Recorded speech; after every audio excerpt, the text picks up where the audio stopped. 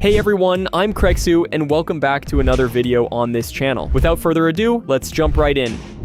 The first mod was suggested by the Spectroi Soul. Huge thanks for the recommendation. Nightfall to Plague is an interesting mod that adds a new type of monster and a few new features to the game. First and foremost, the mod introduces the Nightbleeder, which is really strong. It has 50 health points and deals 6 damage. On top of that, it can summon special bats that act similarly to Vexes. When it's close to death, it transforms into a bat and tries to fly away to survive. Every time it hits us, it regains some health. Since it's a vampire, it'll burn in the sun during the day like normal. You can also run into them during villager raids. They can infect healthy villagers and create weaker versions of themselves, so we're going to have to protect our villagers a lot more from now on. The mod also adds 2 brand new effects: Atrophy, which is like a weakened poison that applies a weakness effect and has 2 levels, and Immunity, which gives us resistance to atrophy and has a 50% chance to cure hunger, wither, and poison. Some brand new items have been added too, like dried meat, cursed fangs, and new types of arrows. I don't want to spoil everything, but the mod is really pleasant and definitely pretty underrated.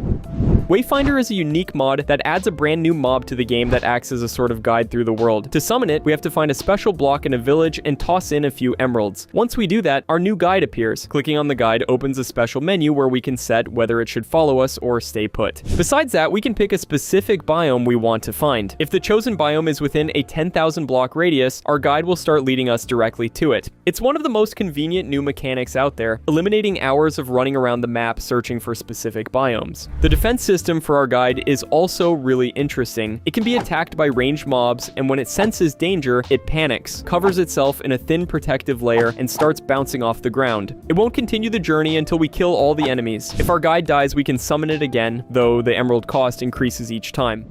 Lost Trinkets Renewed is a refreshed version of the older Lost Trinkets mod, ported over to newer versions of Minecraft. The mod adds over 70 different magical artifacts, special trinkets that give your character unique and often really powerful abilities. All trinkets are unlocked randomly as you do various things in the game. You can get them by fighting mobs and bosses, mining ores, cutting down trees, trading with villagers, or even through farming. Every activity has its own chance to unlock a new artifact, and more demanding tasks like fighting the Ender Dragon or the Wither reward you with something valuable much faster. Once you get a new trinket, you can activate it in a special menu, which opens with the R key by default. That's where you check all your unlocked artifacts and choose which ones you want to use. At first, you only have 1 slot available, but you can unlock more by paying with XP. You can have up to 40 different slots, meaning you can basically use most of the trinkets at the same time. The abilities themselves are really strong and can seriously impact your gameplay. Some artifacts boost your mobility, others improve your survivability, and some give very unusual special effects that can completely change how you play. That's exactly why every newly earned trinket is so satisfying. You never know exactly what kind of upgrade you're going to get. Ecliptic Seasons is a very extensive mod that adds a fully fleshed out season system to Minecraft. This isn't just your typical seasonal mod that only changes leaf colors. Here, the entire world actually reacts to shifting weather conditions and climate. The mod introduces 4 seasons, each with 6 solar terms, which bring changes to the climate and daylight. The coolest part about this mod is that during colder periods, snow starts to gradually cover the world, even in biomes that aren't normally snowy. What's important is that this happens naturally and not just around the player, so when you head back to your base after a while, you might see that your roofs, trees, or fields have been covered in a thin layer of snow. The visual atmosphere is also really well done. Depending on the season, the length of the day changes. So in winter, the nights are longer, and in summer, they're shorter. Interestingly, a lot of players compare this mod to Serene Seasons, and many praise Ecliptic Seasons for having better optimization and more natural transitions between the seasons. Better Smoke is a very simple but cool mod that significantly improves the look of campfire smoke, which adds a ton of new uses for it. From now on, instead of basic stiff particles floating straight up, the smoke starts behaving much more naturally. It moves smoother and kind of reacts to the wind. Because of this, even a regular campfire placed outside your base looks way more atmospheric. Of course, that wouldn't be enough on its own, so the mod also lets you place up to 9 campfires next to each other to create a much larger cloud of smoke. Obviously, the more campfires you have, the more smoke you get. Soul campfires work the same way, but their smoke is much darker. This gives you a lot of new possibilities for using campfires in your builds, like for trains, forest bases, or just regular houses. In my opinion, it's the perfect lightweight mod that adds something useful without actually changing the core game. We're getting so close to 2,000 subscribers. So hit that subscribe button and join the crew. OmniCrossbow is an unusual and really interesting mod that completely changes how the crossbow works, turning it into a much more versatile weapon. In the standard version of the game, a crossbow pretty much only lets you fire arrows, but here we get the ability to shoot practically any item. This turns a regular crossbow into a tool that can be used in a ton of different ways. To load a specific item into the crossbow, all you have to do is hold the crossbow in one hand and the item of your choice in the other. You can now shoot things like gunpowder to cause a small explosion, or TNT to automatically ignite it, and even different types of weapons to deal significant damage from a distance. Of course, you can also fire potions or even regular blocks to place them from really far away. The mod opens up a lot of new possibilities and would be especially perfect for a multiplayer server with friends. Importantly, the mod was made in a pretty simple and natural style, so despite the unusual mechanics, it still fits the vanilla vibe.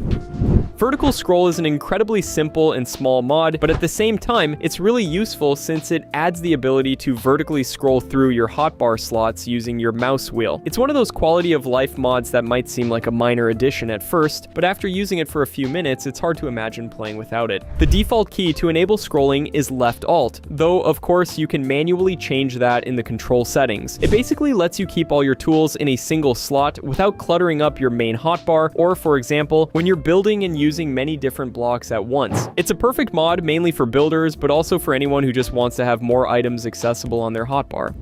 Looting and exploration is a new and, in my opinion, very underrated mod that completely changes the way you approach exploring dungeons and getting loot. The mechanic is very simple. Instead of flying around the world and farming loot from the same structures over and over, you can literally bring the entire looting system straight to your base. When you open chests in different structures while exploring, there's a chance you'll find a special loot fragment specifically tied to that exact loot table. Once you collect 9 of the same fragments, you can craft a special ghost chest. This chest is what stores the information for that specific loot type. Interestingly, you can later upgrade it from the basic version to higher tiers. The higher the level, the better the chance for rarer items. Once you've crafted it, you put it into a special machine called the Loot Explorer. For this, you'll need a mod that provides RF energy like Powa. You also need to toss a coal pearl into the machine and it'll start generating actual loot from that specific structure. You can get coal pearls from a new type of dripstone that generates underground. Additionally, you can build a special dripstone extractor that automatically produces these pearls. You just have to power it with energy, water,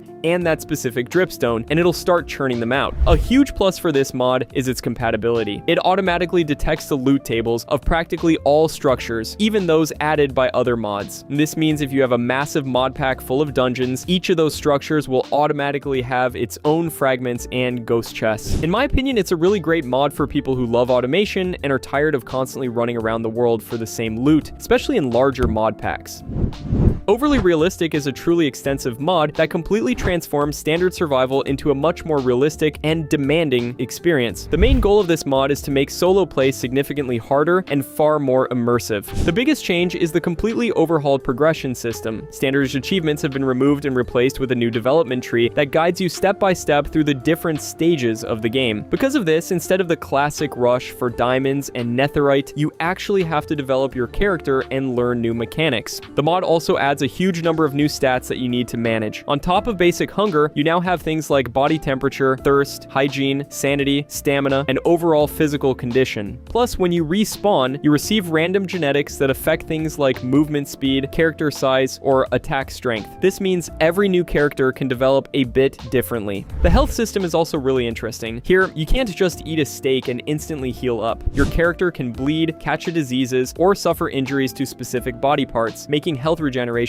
much more challenging. Animals have been heavily reworked as well. They're divided into predators and prey, have their own stamina, and can flee, fight back, or change their behavior depending on the situation. Hunting isn't just about spamming your sword anymore, because animals will actually try to save themselves and run away from you. There are a few other things that have been tweaked too, but I don't want to spoil everything. In my opinion, this is a fantastic mod for people who feel that vanilla survival is just too simple and lacks a real challenge. The last mod was suggested by Runny Mods. Thanks for the suggestion. Powerborne Heroes is a very extensive mod for anyone who's ever wanted to become a superhero in Minecraft. The mod works as an add-on for Palladium and adds characters inspired by both the Marvel and DC universes. It allows you to gain special powers, unlock unique abilities, and play as famous heroes like Superman, Thor, Captain America, or Sentry. The mod is still being developed, so even more characters and new mechanics are expected to be added over time. The coolest thing about this mod is that becoming a hero isn't just about crafting a suit of armor. For example, to become Superman, you first have to find a special Kryptonian pod, collect specific shards, create a special totem, and charge it with solar energy. On the other hand, to unlock Thor, you need to find Mjolnir's crash site and then prove your worth by completing specific achievements. This makes gaining powers feel really satisfying. Once you unlock a hero, you get access to a special skill tree. By fighting and using your powers, you earn experience that you can later spend on developing new abilities. Every hero has their own set of powers, so gameplay feels completely different with each character. The suit system is also really well done. Each hero has different costume variants inspired by comics, movies, and TV shows. You can change your character's look however you want without affecting your stats or skills. In my opinion, it's a truly great mod for people who love the superhero vibe and want to feel like one of them. It's definitely perfect for a multiplayer server with friends.